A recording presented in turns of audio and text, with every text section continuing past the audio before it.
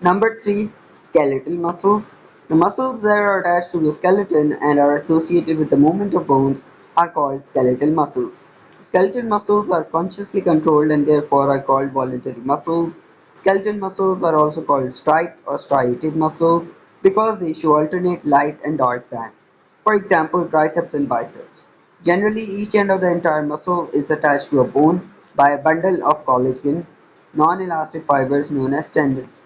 Skeletal muscle fiber. Each muscle contains a muscle bundles which are further composed from muscle fiber or cells. Each muscle fiber is a long cylindrical cell with multiple oval nuclei arranged just beneath its sarcolemma. Skeletal muscle fibers are huge cells. Their diameter is 10 to 100 micrometer. Sarcoplasm of the muscle fiber is similar to the cytoplasm of other cells, but it contains usually large amount of stored glycogen and unique oxygen bonding protein myoglobin, a red pigment that stores oxygen. When viewed in high magnification, each muscle fiber is seen to contain a large number of myofibrils of 1 to 2 micrometer in diameter that run in parallel fashion and extend entire length of the cell. Bundle of these fibrils are enclosed by the muscle cell membrane or sarcolemma.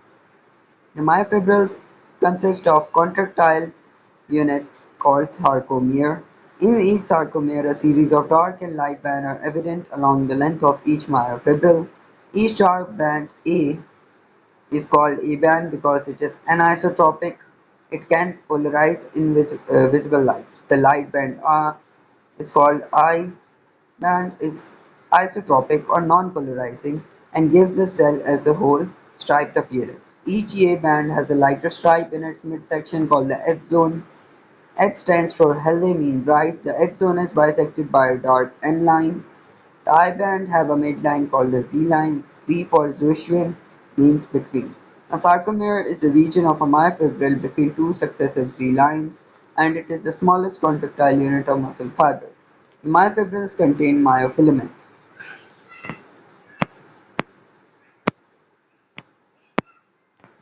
Infrastructure of myofilament.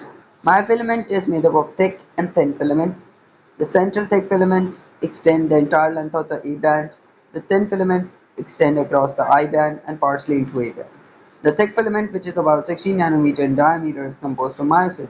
Each myosin molecule has a tail terminating in two globular heads. Myosin tail consists of two polypeptide chains coiled together. The heads are sometimes called the cross bridges because they link the thick and the thin myofilaments together during the contraction.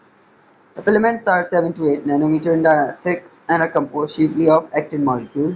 The actin molecules are arranged in two chains which twist around each other like a twisted double strand of pearls.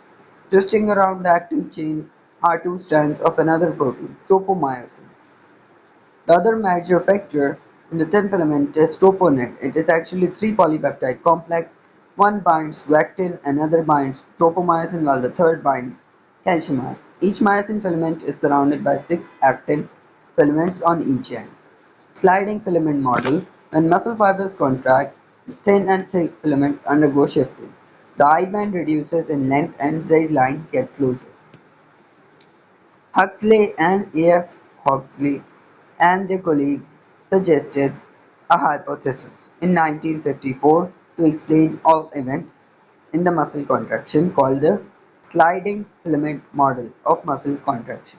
According to this theory, the thin filaments slide past the thick one so that actin and myosin filaments overlap to greater degree.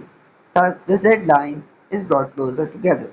I band shortens, the edge zone disappears, and in this process of contraction, the cross bridges of thick filament become attached to binding sites on the actin filament.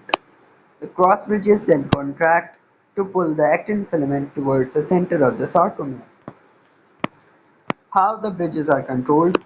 When the muscle is at rest, the tropomyosin is disposed in such a way that it covers the site on the active chain where the head of the myosin becomes attached. When the muscle is required to contract, calcium ions bind with the troponin molecule and cause them to move slightly.